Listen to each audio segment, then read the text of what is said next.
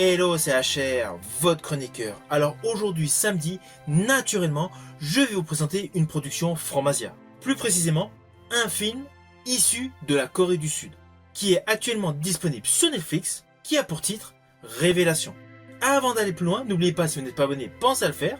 Pensez tout simplement à mettre en commentaire ce que vous pensez de ce film. Let's go!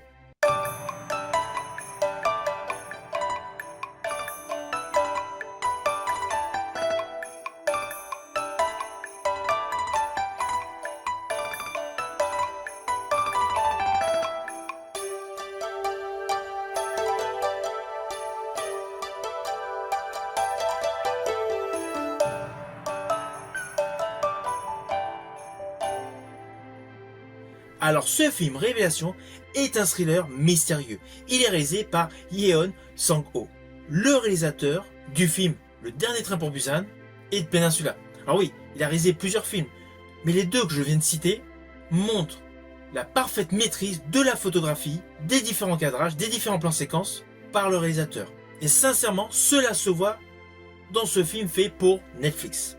Avec une histoire qui n'est pas gore comme Peninsula et Le Dernier Train pour Busan, mais qui a un côté très anxiogène, très angoissant, très flippant.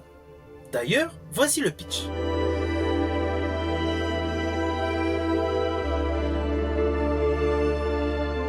Alors dès le début de ce film, nous découvrons plusieurs personnages, notamment une petite fille qui rentre de l'école, qui est suivie par un homme patibulaire, et elle se réfugie au sein d'une église qu'elle fréquente habituellement. Nous découvrons ainsi le pasteur de l'église, qui, outre le fait d'être un pasteur apprécié, a des soucis conjugaux, sa femme le trompe. Et parallèlement, on nous présente une nouvelle enquêtrice qui arrive sur le secteur. Ça, c'est vraiment le postulat d'ouverture de ce film. S'ensuit un soir où il y a plusieurs quiproquos, le fils du pasteur semble avoir disparu. Immédiatement, le pasteur fait la corrélation avec l'homme patibulaire qui avait suivi la petite fille dans son église et se met à le pourchasser, pensant qu'il enlevait son gamin. Oh oui, je peux vous le dire parce que c'est vraiment au tout début de ce film. À la suite de ce quiproquo, il y a une véritable confrontation entre le pasteur et l'homme patibulaire. Homme patibulaire qui a un bracelet électronique et qui a un passé de violeur. D'où un côté anxiogène. Leur échange sous la pluie dans la forêt se passe très mal et l'homme patibulaire est laissé pour mort. Quant au pasteur, il a l'impression d'avoir eu une vision et cela va être déclencheur de plusieurs événements au sein de ce film. Alors ne vous inquiétez pas, je n'irai pas plus loin sur les lignes scénaristiques de ce film, je préfère que vous profitiez par vous-même. Tout ce que je vous ai dit se déroule au tout début du film. Après, il y a plusieurs arcs narratifs qui se déroulent, avec pas mal de twists. Il y a un côté très mystique, avec notamment le pasteur qui a l'impression d'avoir des visions de Dieu. Quand il regarde la forêt, il s'imagine avec les éclairs que ça fait le visage de Dieu. À un moment, il est dans un salon, en regardant une bibliothèque avec des fougères, il pense au visage de Dieu, ainsi de suite. Donc la notion de perception de Dieu est grandissante plus on avance dans le film. Le côté intrigant de l'enquêtrice est mis en exergue et il y a une réelle disparition d'enfants. Ainsi, ce film va mettre en avant plusieurs dilemmes moraux avec une tension omniprésente. Car outre le fait de la disparition d'une petite fille et des visions divines du pasteur, il y a plusieurs choses qui se déroulent en même temps, avec notamment quelques micro-flashbacks pour nous expliquer l'origine story de certains personnages. C'est pour cela que ce film est hypant. L'histoire tient en haleine du début jusqu'à la fin. Alors ne vous attendez pas à du gore. C'est clair, le réalisateur a réalisé Peninsula et Le Dernier Train pour Busan, qui était extrêmement gore. Là, dans ce film, ce n'est pas le cas.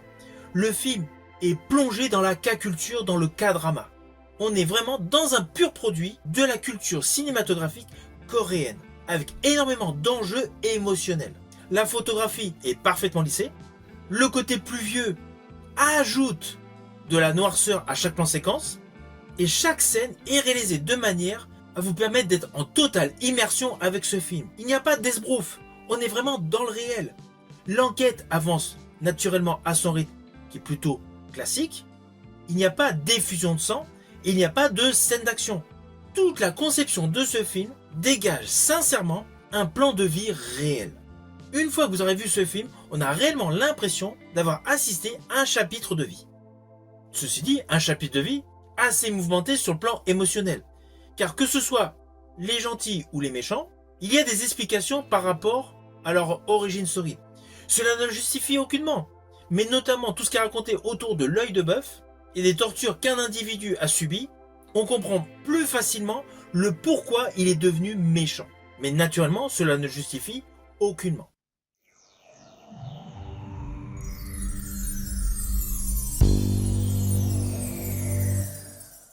Alors attention à ce que je vais vous dire, cela peut s'apparenter à des spoils, tout simplement parce que je vais vous dévoiler quelques petits détails concernant les 3 principaux protagonistes. Mais ne vous inquiétez pas, je ne vous dévoilerai aucunement ce qu'il advient de ces 3 personnages.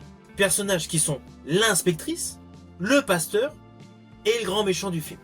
Alors j'ai particulièrement aimé le travail scénaristique sur ces personnages. Il y a une réelle évolution tout au long du film. Nous avons d'un côté le pasteur, qui est totalement tourmenté, qui in fine est totalement dans une déchéance mystique. Nous avons l'inspectrice, qui n'a aucunement accepté l'assassinat de sa petite sœur. Et nous avons le grand méchant qui a été torturé dans sa jeunesse. Tous ces petits détails scénaristiques évoluent considérablement sur la totalité de ce film. Il y a un réel travail scénaristique. Vous voyez, je n'ai rien spoilé de folie, mais j'étais obligé de vous donner quelques petits détails concernant l'histoire pour vous préciser que toute l'écriture de ce film est de qualité.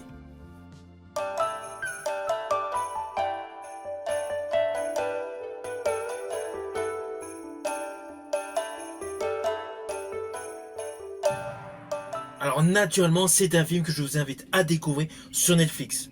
Il vous présente un thème totalement étonnant, totalement innovant, le mysticisme au cœur d'une vengeance. De ce fait, il y a un réel mélange entre la foi et la loi. Mélange qui devient totalement palpable jusqu'à une dualité finale. J'ai apprécié ce film et je pense que ce film va plaire à beaucoup d'entre vous. Surtout si vous aimez les films attachés au registre du thriller, du suspense et surtout de la K-culture. Ce film s'inscrit dignement comme un K-drama. Si vous avez aimé ma vidéo, n'oubliez pas, petit pouce vers le haut, pensez au partage, mais surtout pensez à me mettre en commentaire tout simplement ce que vous avez pensé de ce film. Je vous dis à bientôt pour une prochaine vidéo.